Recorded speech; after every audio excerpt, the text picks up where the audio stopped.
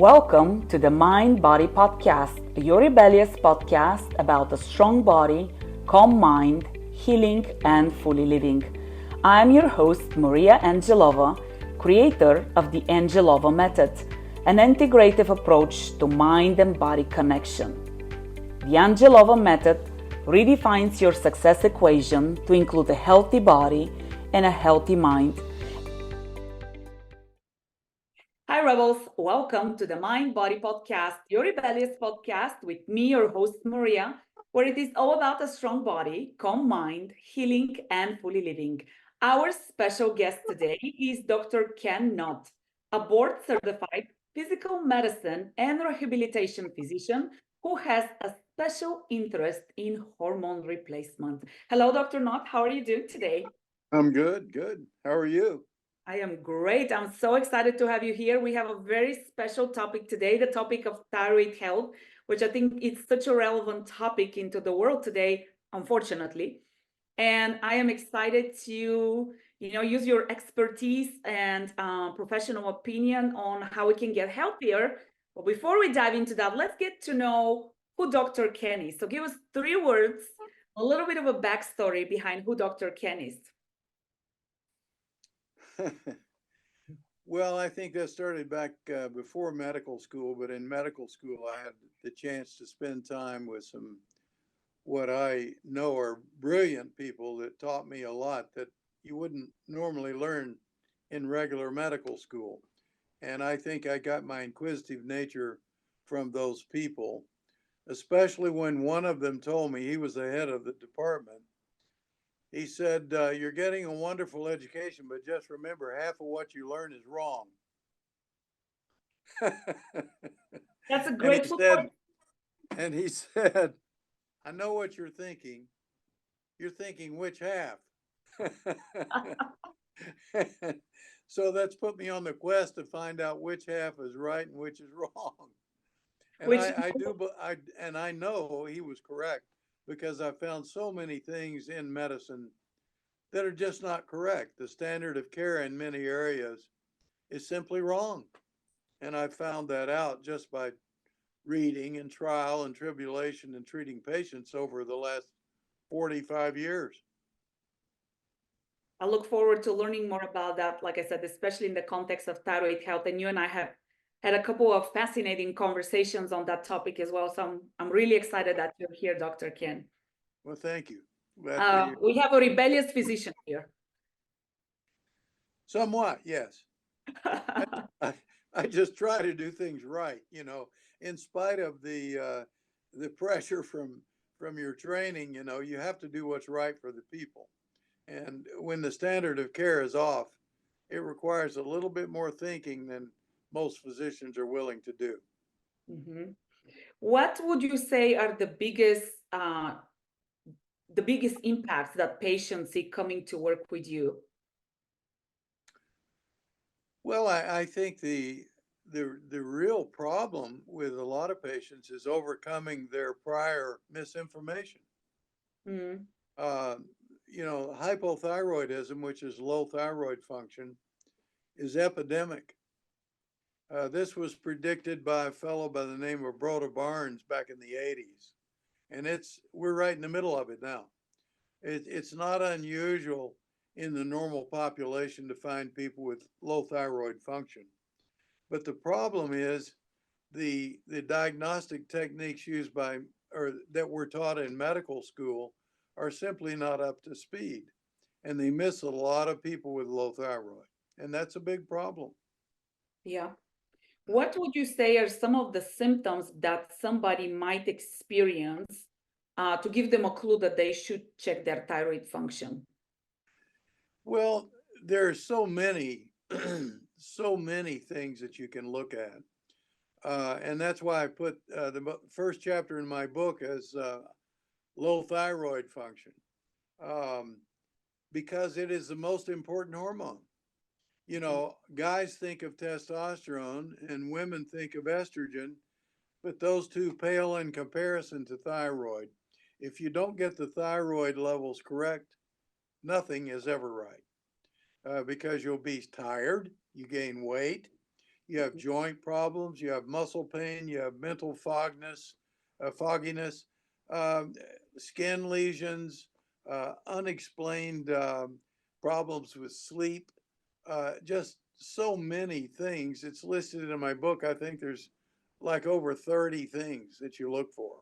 Yeah. But most people have fatigue, Mhm. just tired all the time. And what would you say is the best test? I know that one of the most common ones is blood test, right? Testing your TSH. In your professional opinion, what is the best test? What should you test for?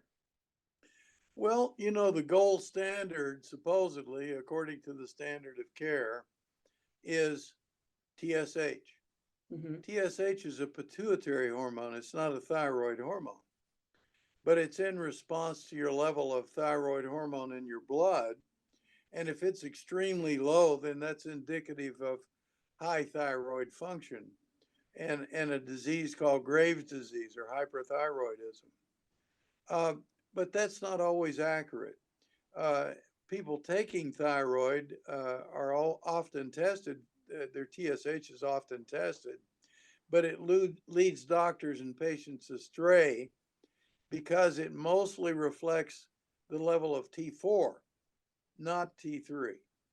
And when this happens, a person that needs more thyroid, the doctor says, oh, your thyroid is so low or so high that your TSH is low. They're inversely proportional. That we're going to have to reduce your dose when in fact the main thing they should be doing is increasing their dose. But that's another problem. Dose of what? Mhm. Drug companies years ago uh, pushed the fact that you should be taking synthetic T4. And they spent millions of dollars educating medical students like me in the 70s about synthetic T4. It's called Synthroid, Levoxyl, things of those brand names. Well, they have no T3, and T3 is a major hormone. And I don't know why doctors sort of have blinders on with this. If you don't have enough T3 in your system, you're hypothyroid. It doesn't matter what your TSH looks like. It doesn't matter. And that's one of the things that's different about me. I treat the patient. I don't treat laboratories. I never learned to treat a laboratory. But so many doctors out here, just technicians, they see a lab value and they base their whole treatment program on labs. You can't do that. You must treat the patient. Someone comes in, I'm tired, I've got to find out why they're tired. If their T3 is so low that they can't get out of bed, I'm going to give them more T3. What is some of the supplementation that you do to supplement your patients with sufficient T3? Well, first of all, you have to find out what level is appropriate as far as being normal. The lab values out here, the labs they give, are inaccurate. They're way too low because in those lab values they consider a cross section of the population, and a lot of those people have undiagnosed hypothyroidism. So that skews the results to the left, the bell-shaped curve to the left. And as a result, people that have abnormally low levels of free T3 are they're not going to be diagnosed. Mhm. That's the problem. Mhm. The lab tests, the lab values, the ranges given are just wrong, but no one ever questions it. You have someone with blatant hypothyroidism, they're tired, they're gaining weight, they can't lose weight, their joints hurt, they have headaches, they can't remember anything, they're in a mental fog. Um, they have problems with their periods. Women that are trying to get pregnant can't get pregnant or having miscarriages. You know, the list goes on and on and on. And the fertility doctors out here don't check the thyroid properly when in fact that's one of the main things. If you correct that, most of these hypothyroid women are called something different later. They're called mother because we correct their thyroid and they're able to get pregnant. But the fertility doctors want to convince you that that's not the thing to do, but it truly is. It's one of the main factors in infertility. Have you seen success cases with females who were not able to conceiving post proper treatment? Oh, yeah, all the time. It happens all the time. Absolutely.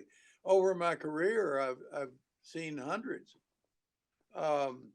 I remember a fellow from Belgium. He was an endocrinologist, Dr. Hertog. He told me he was a very jovial type fellow, and he says, "Dr. Knott, you know what you call a lady that has low thyroid that you give thyroid to?" I said, "No." He says, "Mother." So I'm just repeating what he told me. And this was 30 years ago. And indeed, over the last 30 years, he's absolutely correct. So let me ask you, what do you think is, or what do you think are some of the main reasons why hypothyroidism is on the rise? Well, there are a number of reasons. We have fluoride in our water. Fluoride is not needed in the human body, regardless of who tries to tell you that. Why is it in the water? Supposedly to prevent tooth decay. It doesn't work. And it can substitute for the iodine in the thyroglobulin molecule because it's a halide atom. It's in the same class on the periodic chart. Chloride is the same way, and we have chlorine in the water. So we have two halide atoms in our water supply, one for pasteurization or for, so you don't get sick with a microbe, and the other to prevent tooth decay. The chlorine atom is probably the best of the two. If I had to choose one, fluoride's absolutely unnecessary. It only works for tooth decay if you put it on your teeth, not in your mouth. That goes to your stomach. I mean, you don't swallow it. There's no reason to. So that's number one. Number two, when we first discovered about hypothyroidism back in the early part of the 20th century, and we also discovered at the same time, around the same time, antibiotics. Well, guess who the first people were to succumb to illness? People with hypothyroidism, because it affects your immune system. You get sick, you have no immune system. So those are the first people that usually died. So we invented antibiotics and started keeping people alive to the age of conception, and they started having children, and it's hereditary. So if your mom had it, you probably got it too. But we started keeping these people alive. Well, guess what? They started having kids with hypothyroidism, and along with the fluoride, now we have an epidemic. So you think the biggest contributor is that it is genetically carried from generation to generation? Oh, yes, absolutely. We interrupt this episode with a very special announcement. Please join us for a wellness retreat in Bali in April 2024. Inner Alchemy, the art of living fully. For more info, check episode description. Do you think the rise of chronic stress has anything to do with it? Chronic stress? Mm-hmm. Well, stress has an impact on everything, of course, because that affects your flight or flight response. Your endocrine system, yeah. Yeah. Mm-hmm. And, there's two things doctors know about the adrenals. Either you have too much or too little. Mm-hmm. The little subtleties they don't understand, that you have to have cortisol for proper thyroid function as well. And that's an adrenal hormone. But who looks at that? Endocrinologists look at it if they think you have Addison's disease or Cushing's syndrome. That's it.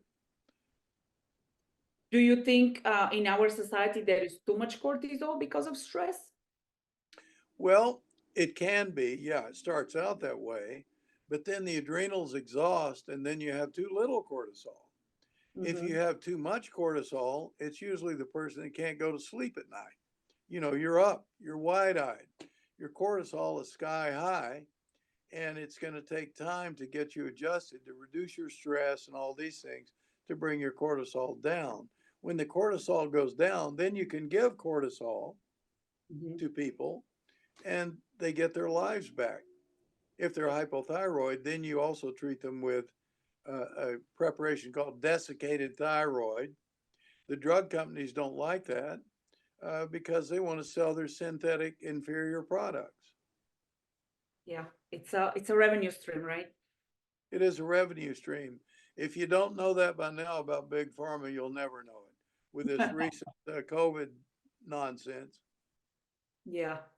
It's really interesting that you're talking about cortisol because I was years ago, when I was wrapping up my corporate career, I was diagnosed with adrenal fatigue, and my cortisol literally in the morning was nothing, and at night was like spiked up, which explained why in the morning I would wake up completely exhausted with no Right. energy, and at night I could not fall asleep, even though I was so tired.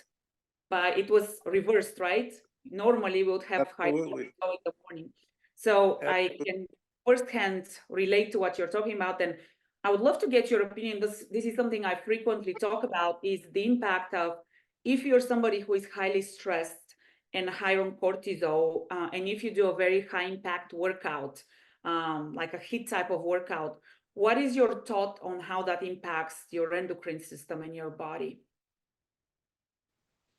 Well, I mean, you're stimulating your endocrine system with exercise. Of course you are. You're also releasing endorphins, which goes on the side of the short-acting hormones, the eicosanoids. But that's more related to diet. But yes, exercise definitely will help your endocrine system. But if you have an imbalance and it's not corrected, all the exercise in the world is not going to help. Yeah, because what I tell my clients is that they're chronically stressed and can't sleep at night. Doing a high impact workout is actually a stressor to their body, and perhaps they need something that will help calm their body instead of stimulate their body. Would you agree with that? Well, yeah. If their cortisol is low in the morning, though, you give those people cortisol Yeah, right. to get their levels Get up. them going. Yeah, Yeah. yeah. There are not very many ways to reduce cortisol other than meditation and things of that nature, but there are no drugs to do that. But cortisol, given in the morning properly, will adjust that. The other thing you can give is another adrenal hormone called DHEA. Mhm. Okay. So if your cortisol, if your DHEA is low, in addition to your cortisol being low, you give DHEA and it sometimes corrects these things. The other thing released is adrenaline, Mhm. and you get these panic attacks and fear of everything around you. Yeah, I It's not a fun condition to have.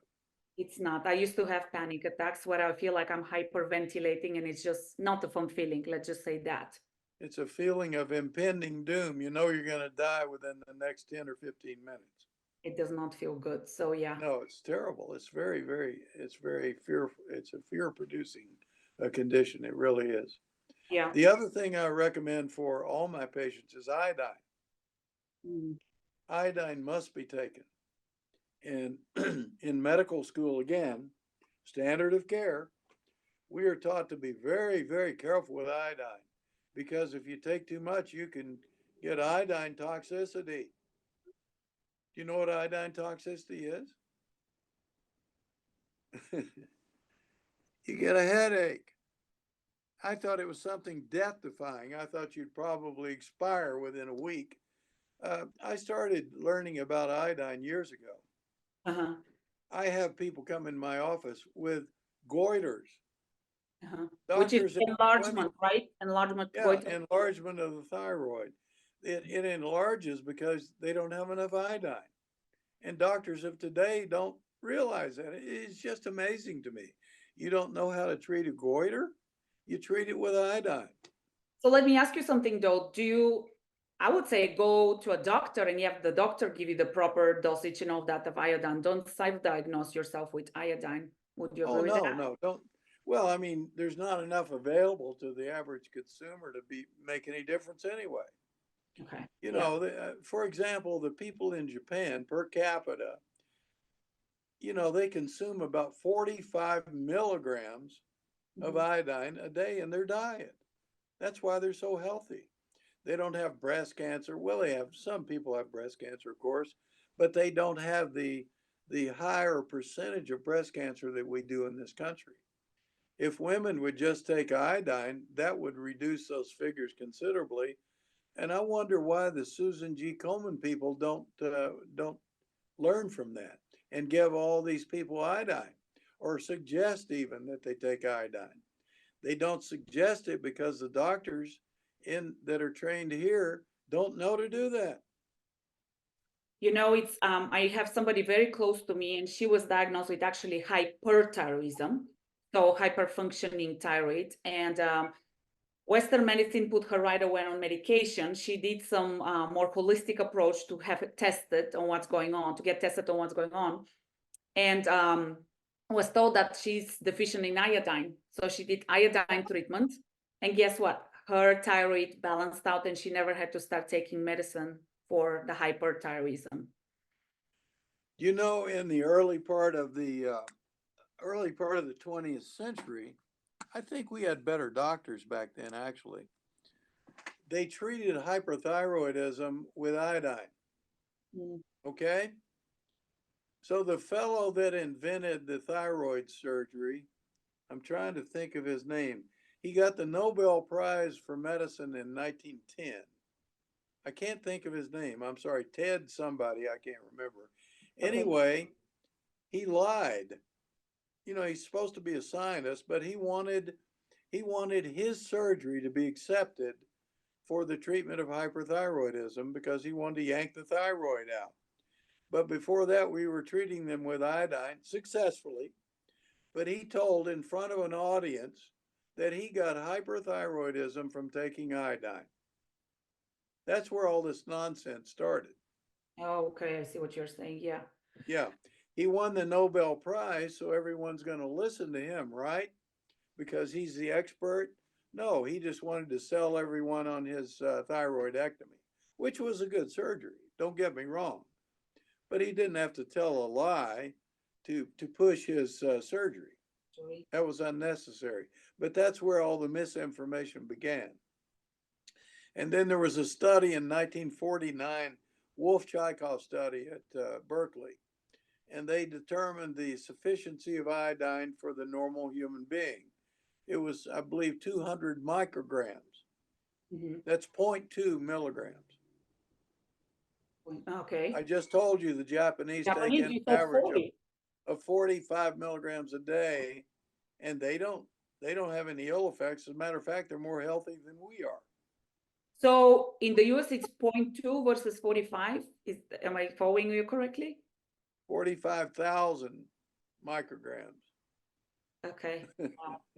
That is a big difference. That is a significant difference. Oh, it's absurd. It's so much different. It's hard to take too much iodine, but we were scared away from it, saying that, oh, you can cause hyperthyroidism. No, we used to treat hyperthyroidism with iodine. They've got it backwards. Yeah. Doctor, let me ask you, in your book, you talk about some really interesting tests, I would say very conventional tests. You're talking about taking your underarm temperature because people with hyperthyroidism usually have lower body temperature. And actually, back in the day, I knew of a similar test where you actually would take your resting heart rate or your resting pulse, and then you'd compare how that does every day, and you could see if there was a variation in your pulse. That was a sign something was off. I don't know if there is a correlation between the two, but do you want to share a tip for us, like a practical tip of something we can do to do a simple test, a harmless test? Yeah, the underarm temperature. For most people, it's before you get out of bed, put the thermometer underneath your arm, and when it beeps, you know, I would rather you have a mercury thermometer, but no one wants to use those anymore. So if you can get an accurate thermometer, you know, and take your temperature, it should be at least 97.2. Okay. 97.2. If it's below that, then you're probably hypothyroid. Okay. And That's how many days should you test for that? 3 days. Okay. And for a lady, if she's menstruating, it's the second, third, and fourth morning of the menses. Okay. Okay. Okay, guys. Simple tip. Everybody can do that, right? And what if one day you're lower, one day you're higher, one day you're lower? Is that still something you want to look into? Well, if one day you're low and one day you're high, then that's not consistent with low thyroid. Okay. You have to be May consistent. have an infection or something, you may be running a fever. That's why some people that are hypothyroid, they don't show a fever because their thermoregulatory mechanism is messed up because the thyroid, the T3, is not there to stimulate mitochondrial activity that regulates your temperature. Mm, mm, fascinating stuff. Fascinating. Well, Dr. Knott, do you have a piece of advice for us you want to share? One piece of advice? I mean, it could be related to thyroid health or not. Yeah, look both ways before you cross the street. Make sure you look at just the. be just be very careful with the doctor you choose, because you can certainly ask them questions, and if they answer them improperly, it's probably best for you to find another doctor. As a general rule of thumb, and I'm not picking on my colleagues. I'm just expressing my opinion. Mhm. But a lot of doctors have no common sense, none. I mean, it's pathetic. They have a blank look on their face if you ask them, "Well, why don't you check my free T3?" Most of them will say, "Because you don't need to." That is the main test you need. TSH is really a joke. If I had one test and I was in the middle of the deepest, darkest parts of Africa where no plane flies over, and I was using one test to find if they were low thyroid or high, I would probably do the TSH. I would rather do the free T3, but if the TSH was available, I'd do it. After that, it's useless. Okay. So why would you wait? Why would you choose the TSH versus the T3? No, I would choose the free T3. What I meant, maybe I misspoke. If I was using the TSH test, it's the only test I had. It'd be in some remote Without way. the T3. Okay, I Yeah, got it. that would determine high or low. After that, it's useless, Okay. especially if you're giving people thyroid preparations. But Okay. the tests are wrong. The test ranges are wrong. And then they give you the wrong thing. And then they follow you with the wrong test. So if you're still feeling like crap after taking Synthroid or Levoxyl, I can pretty much tell you why. You're not converting your T4 to T3, which you have to do. Some doctors now that have actually read and stay up on the subject will actually give T3 in addition to T4, but the best preparation is desiccated porcine thyroid What do you because it has tell T. to? I'm sorry. Go ahead. No, it has both T4 and T3 in a 4-to-1 ratio. What do you tell? Do you have a substitute for people who, like maybe for cultural or religious reasons, do not use pork products? Oh yeah, absolutely. We can use natural T4 T3 plant derived. Okay. Okay. Okay. Well, Dr. Knott, what is your definition of rebellious? A person who questions the standard of care in medicine, which Okay. I do. I just want to help my patients. You know, I didn't get in this to follow a incorrect standard of care. I got in it to use my brain and common sense to help people deal with the issues that they present in my office with. If it doesn't fit the standard of care, then I try to take it to the same level, the next level that is, using common sense and science. Okay. Okay. This is why you're on the podcast today. Dr. Knott, where can people find you? How can they contact you? What's the best way to get in touch with you? They have questions, they want to come visit you. What is the best way to find you? I would say just call my office, and my staff is pretty adept at answering questions. Just call my office. It's in Marietta, Georgia, 770-421 8094, or go to our website. It's called Youth Enhancement Systems. Youth Enhancement Systems. Okay. Well, Dr. Knott, I appreciate you being here. So fun having you here. Thank you for shedding light on such an important topic such as thyroid health. Rebels, do not be shy. If you have any questions, let us know what those are. If you can use help from Dr. Knott, you already know how to reach him out, and we'll share that information as well in the podcast posting. Meanwhile, you know what to do. Stay healthy, take care of yourself, and most importantly, be rebellious. We'll see you next time. Bye. Did you enjoy the conversation? Like, subscribe, and share with your friends. Want to redefine your success equation to include a healthy body and a healthy mind? Check out our website at rebellious-studio.com.